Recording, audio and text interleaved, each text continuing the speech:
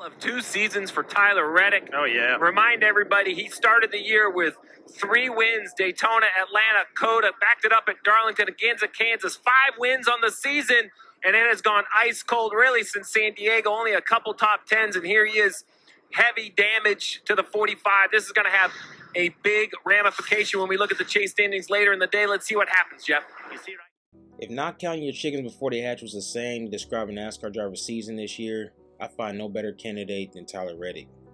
Tyler Reddick has had a very good season so far this year, done things in the beginning of this year that I didn't think was possible, breaking the record in terms of wins within the first 3 races of the season, which is what he accomplished, and was basically running away with the championship points lead the majority of the season before we hit the summer break.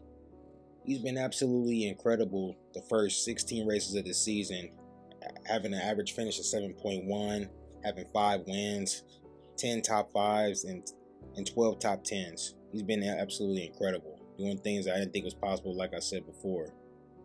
He's done a great job of keeping the proper composure in terms of on the track, even when he's had issues early on throughout the season as a whole, in terms of his entire team. So I have to give him a lot of credit for what he's been able to accomplish. But ever since NASCAR traveled to the inaugural race at San Diego and Coronado, he's really been in a free-falling position right now.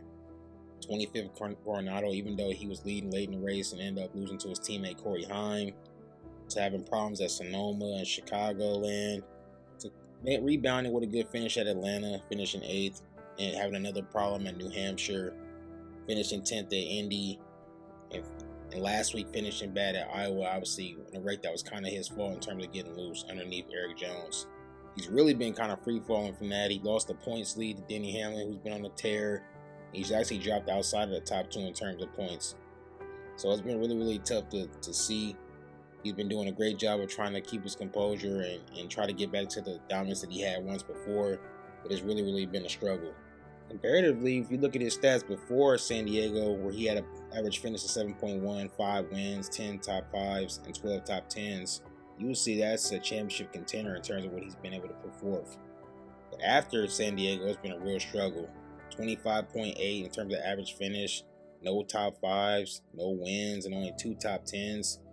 Definitely doesn't seem like the same driver before San Diego came about compared to where he is afterwards. It's been a struggle, like I said. Now, it's not all been his fault in terms of what's going on, but the fact that 2311 Toyota as a whole has just been flourishing this year and proving to be the dominant team in terms of NASCAR, as you scratch your head wondering what's going on with his team as a whole. Now, 2311 has been dominant, probably the most dominant team in NASCAR this year, along with Joe Gibbs. But in terms of Tyler Reddick and his actual performance, it's just been kind of a head scratcher in terms of why his performance has kind of dropped off so much this late in the season. We're close to the playoffs. He's got to figure out what's going on, him as a whole with his team along with 2311.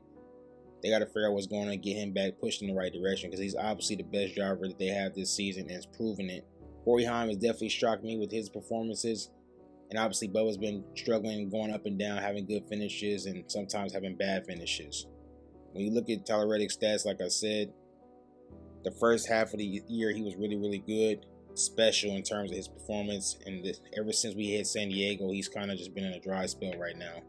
But the good news for Tyler Reddick is after they get through Richmond, in terms of the race at Richmond next week, he's got a 3-week stint in terms of races that he's actually really, really good at in terms of Darlington, Daytona, and New Hampshire. Now, obviously, Darlington is one of his best intermediates. He's really, really fast there, leads a lot of laps. Has won stages and has actually gotten a win there. In Daytona, obviously, he won a Daytona 500, so if he can come through with a safe finish there, he can really, really have some momentum going into the chase. And obviously, New Hampshire, he's been good there as well.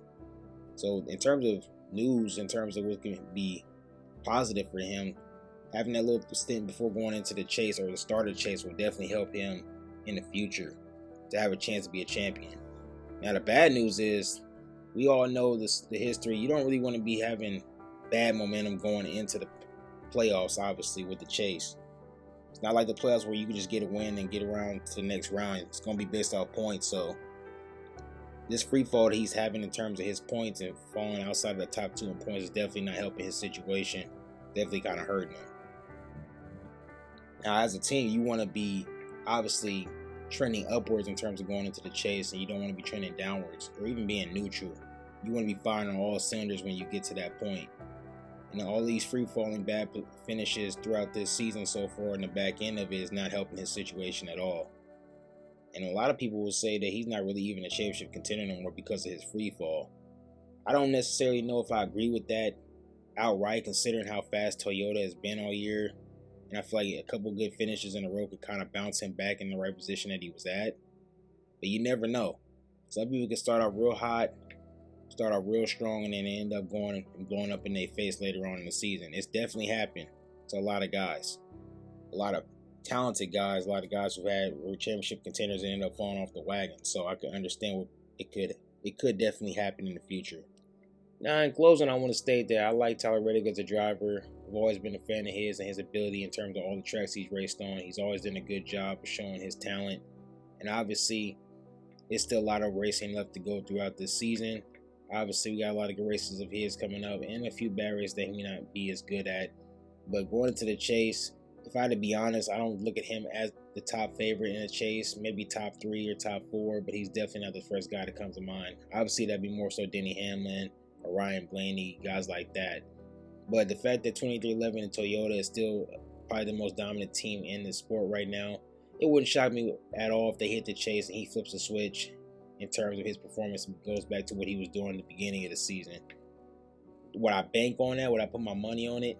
No. But would it be surprising to me? Not at all. So we'll see what happens. I can't wait to see how it plays out.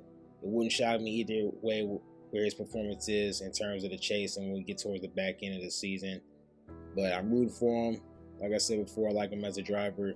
But he's definitely going to have to really, really show up and perform and really get out of this slump if he's really going to be a championship threat this season. But that's all I got on this video. Just wanted to come on here and give my review of what I've been seeing from Reddick, because it definitely has been a shocker for me in terms of what he's been able to accomplish and in terms of what his performance has been over the past 7-8 weeks. But that's all I got.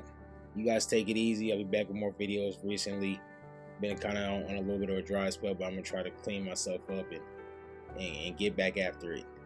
But you guys take it easy. Can't wait for the chase to start. You guys have a great day. As I always say at the end of my videos, until we meet again,